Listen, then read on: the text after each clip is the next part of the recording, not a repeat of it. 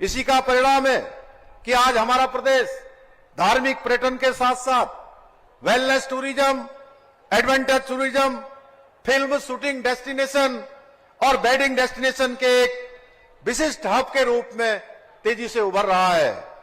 इसी के साथ साथ आज राज्य में उद्योगों के लिए भी एक अनुकूल वातावरण तैयार कर औद्योगिक विकास को भी सुनिश्चित किया जा रहा है। आज आदरणीय प्रधानमंत्री श्री नरेंद्र मोदी जी के नेतृत्व में जहां एक और Delhi Dehradun elevated road, Vande Bharat express, Rishikesh Karnaprayag rail परियोजना, भारत माला और पर्वतमाला परियोजना, अमृत योजना, ऑल वेदर रोड और उड़ान योजना जैसी महत्वाकांक्षी परियोजनाओं के माध्यम से प्रदेश के बुनियादी ढांचा को नए आयाम प्रदान किए जा रहे हैं। वहीं प्रदेश के अंदर जो हमने राज्य की देवतुल्य जनता से जो वायदे किए थे, जो संकल्प लिए थे, जो वचन दिए थे, उसके अनुरूप हम प्रदेश में रहने वाले अंत्योदय परिवारों को 3 गैस के सिलेंडर प्रदान करना हो, प्रदेश की महिलाओं को 30% का क्षैतिज आरक्षण की व्यवस्था लागू करनी हो, आंदोलनकारियों को आरक्षण देना हो, वृद्धावस्था पेंशन दोनों पति पत्नियों को, दोनों बुजुर्गों को घर में देने का प्रावधान करना हो, सरकारी नौकरियों में खेल कोटे को पुनः प्रारंभ करना हो, विद्यार्थियों की छात्रवृत्ति प्रदान करना हो या 207 प्रकार की पैथोलॉजिकल जांचों को निःशुल्क सुविधा करनी हो, महिलाओं और युवाओं हेतु स्वरोजगार की विभिन्न योजनाओं के माध्यम से अंतिम व्यक्ति के कल्याण को लेकर, इस लक्ष्य को लेकर कार्य किया जा रहा है। इन्हीं प्रयासों का परिणाम है विभिन्न चुनौतियों के बावजूद इन 3 वर्षों में हमारे प्रदेश ने कई उपलब्धियां हासिल की हैं और नए नए कीर्तिमान स्थापित किए हैं, जिनकी गूंज आज पूरे देश में सुनाई दे रही है। ये हम सभी के लिए गर्व का विषय है कि नीति आयोग द्वारा जारी वर्ष 2023 और 24 के सतत विकास के लक्ष्यों को प्राप्त करने के इंडेक्स में हमारे उत्तराखंड को देश में पहला स्थान प्राप्त हुआ है। साथ ही ईज ऑफ डूइंग बिजनेस में उत्तराखंड को अचीवर्स तथा स्टार्टअप रैंकिंग में लीडर्स की श्रेणी प्राप्त हुई है। इसके साथ ही हमने प्रदेश की बेरोजगारी दर में रिकॉर्ड 4.4% की कमी लाकर राष्ट्रीय औसत को भी पीछे छोड़ने का काम किया है। यही नहीं, हमारी सरकार द्वारा किए गए सतत सुधारों का ही परिणाम है कि 2023-24 की तुलना में इस वर्ष राज्य के सकल घरेलू उत्पाद में 13.59% की वृद्धि दर्ज हुई है।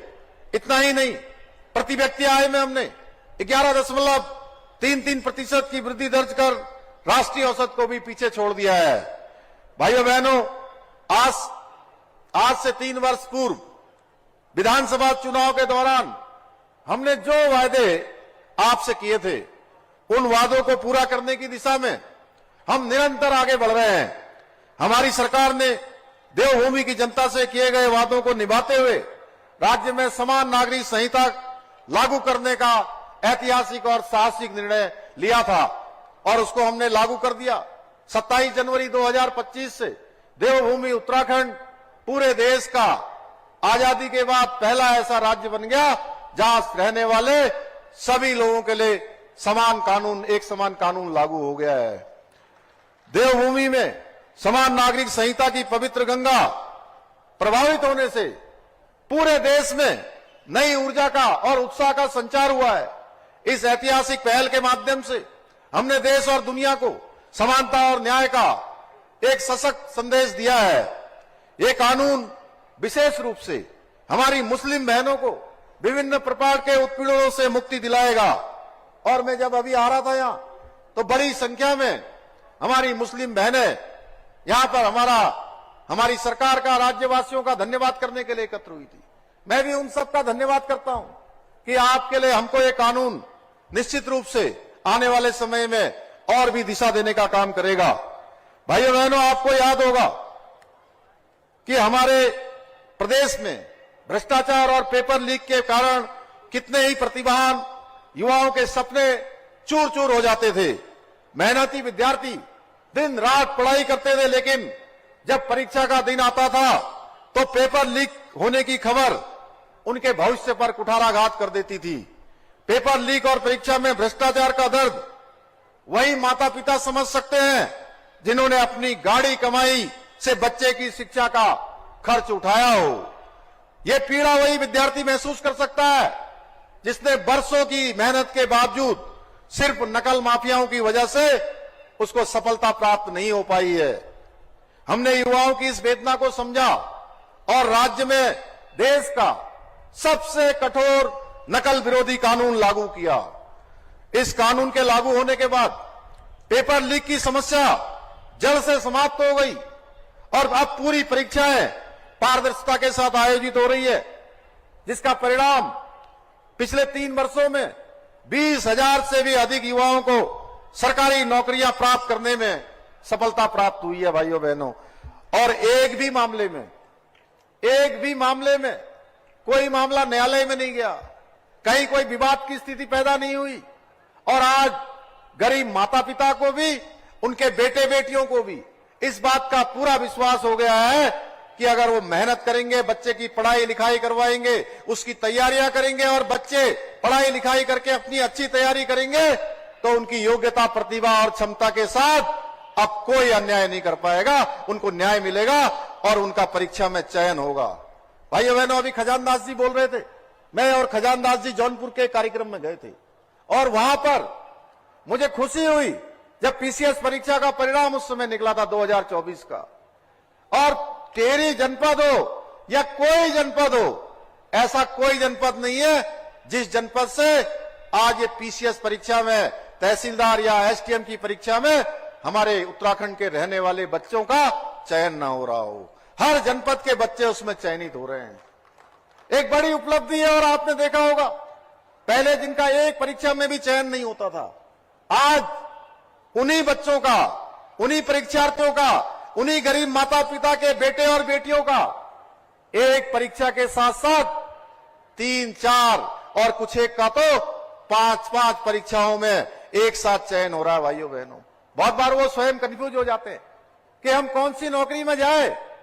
और सच बताऊं, मैं आप सबके समक्ष आज मुझे कहने में बहुत संतोष की अनुभूति हो रही है कि वे प्रदेश के विभिन्न स्थानों पर गया, बहुत सारे माता पिता, अभिभावक जब मिलते हैं और सरकार का धन्यवाद करते हैं तो आत्मिक रूप से खुशी होती है कि जिन लोगों की अपेक्षाओं, आशाओं और विश्वास को आगे बढ़ाने का काम हमको सौंपा था, वो काम धीरे धीरे आगे बढ़ रहा है।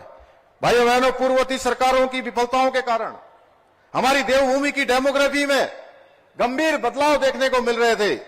इस चुनौती का समाधान करने के लिए हमारी सरकार ने देवभूमि की सांस्कृतिक पहचान और डेमोग्राफी को संरक्षित रखने के लिए लव जिहाद, लैंड जिहाद और थूक जिहाद जैसी घृणित मानसिकताओं के खिलाफ कठोर कदम उठाए हैं। साथ ही प्रदेश में धर्मांतरण विरोधी कानून, दंगा विरोधी कानून जैसे सख्त प्रावधान भी लागू किए हैं। इसके अतिरिक्त अभी हाल ही में हमने विधानसभा का सत्र जो आयोजित हुआ था उसमें एक सख्त भू कानून भी लागू कर दिया है जो हमारी देवभूमि की इस पुण्य धरा को भू माफियाओं से बचाने में कारगर सिद्ध होगा।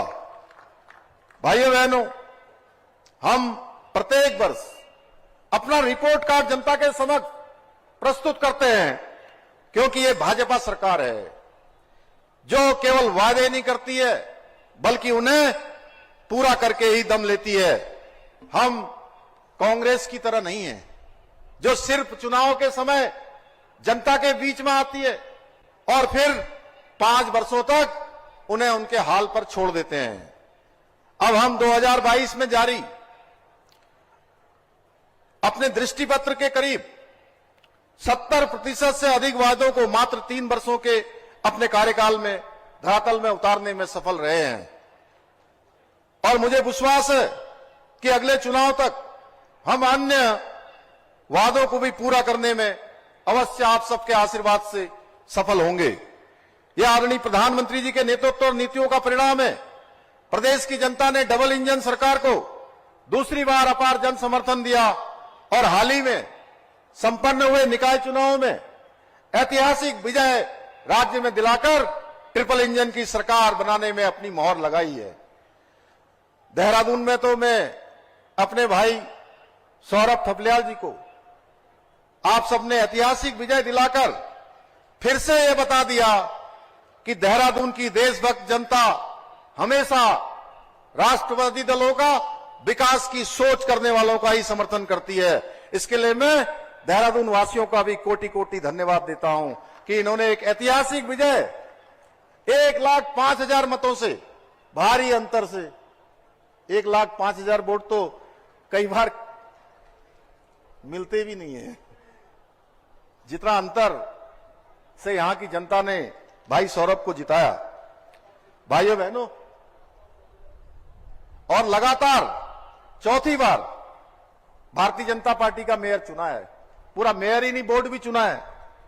भाइयों बहनों, हमारा कार्यकाल ऐसे कई ऐतिहासिक आयोजनों का साक्षी बना है जिसकी कभी किसी ने कल्पना नहीं की थी। जहां एक और हमने आदरणीय प्रधानमंत्री जी के मार्गदर्शन में ऐतिहासिक ग्लोबल इन्वेस्टर समिट का आयोजन उत्तराखंड में किया, वहीं G20 की बैठकों सहित अभी अभी हाल ही में संपन्न हुए 38वें राष्ट्रीय खेलों का अभूतपूर्व आयोजन बहुत ही कम समय में करके दिखला दिया कि उत्तराखंड किसी भी मामले में अन्य बड़े प्रदेशों से पीछे नहीं है। भाइयों बहनों, हम देहरादून को भी एक आधुनिक और विकसित शहर बनाने के लिए पूर्ण रूप से संकल्पबद्ध होकर कार्य कर रहे हैं। इसके लिए हम 1400 करोड़ रुपए की विभिन्न परियोजनाओं पर कार्य कर रहे हैं। आज देहरादून में देश की 5वीं साइंस सिटी का निर्माण प्रगति पर है। साथ ही स्मार्ट वाटर मैनेजमेंट परियोजना देहरादून में प्रभावी रूप से संचालित की जा रही है।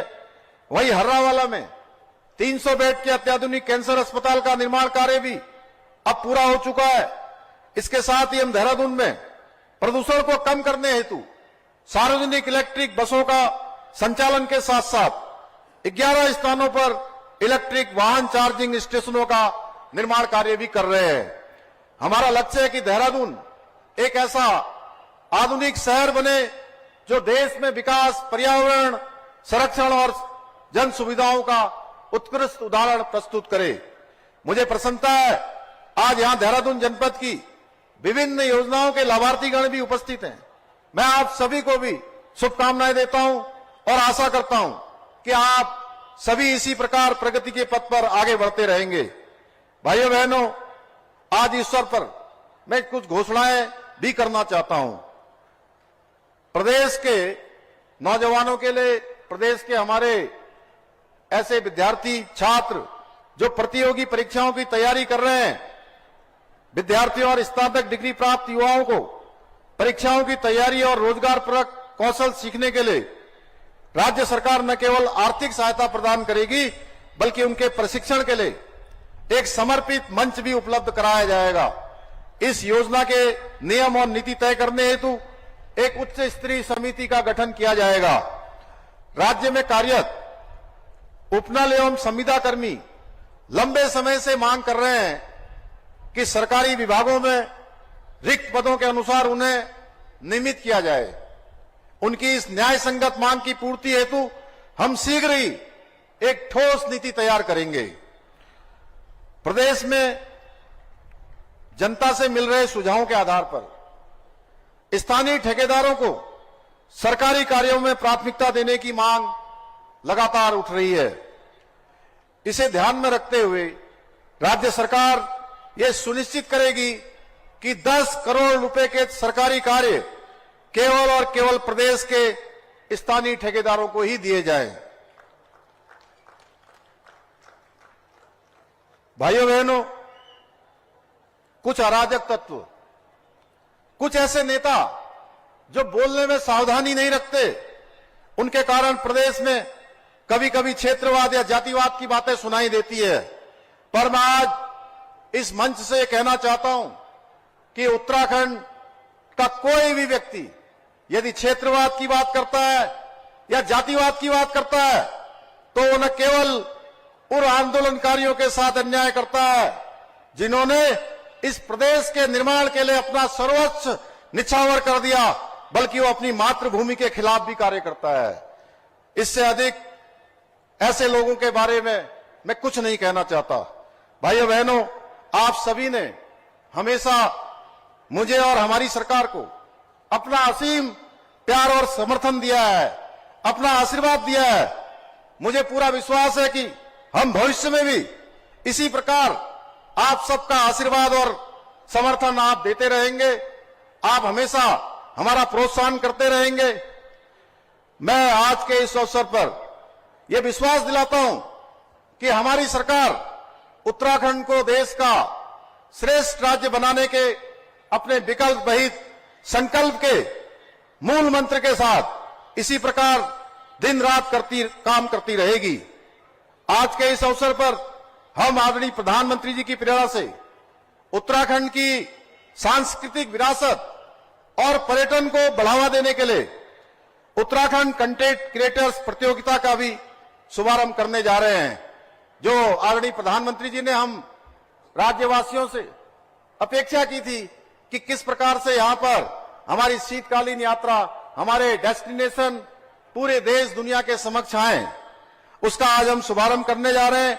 मैं अपने सभी युवा साथियों से आह्वान करता हूं कि वह बड़ी संख्या में इस प्रतियोगिता में भाग लें और अपनी प्रतिभा का प्रदर्शन करें। निश्चित रूप से उनका हम भी प्रोत्साहन करेंगे। राज्य की सरकार, राज्यवासी उनका प्रोत्साहन करेंगे। मैं आप सभी का एक बार फिर से पूरे राज्यवासियों का हृदय की गहराइयों से धन्यवाद करना चाहता हूं। हमारे सभी विशिष्टजनों का धन्यवाद करना चाहता हूं। अपने मीडिया के मित्रों का धन्यवाद करना चाहता हूं। देवभूमि उत्तराखंड के देवतुल्य मतदाताओं का, देवतुल्य नागरिकों का धन्यवाद करना चाहता हूं, जिन्होंने इन 3 वर्षों की यात्रा में हमेशा सहयात्री के रूप में हमारा मार्गदर्शन भी किया है, हमारा प्रोत्साहन भी किया है। पुनः एक बार सबका हृदय से धन्यवाद करते हुए अपनी वाणी को विराम देता हूं। बहुत बहुत धन्यवाद। जय हिंद, जय भारत, जय उत्तराखंड। भारत माता की। भारत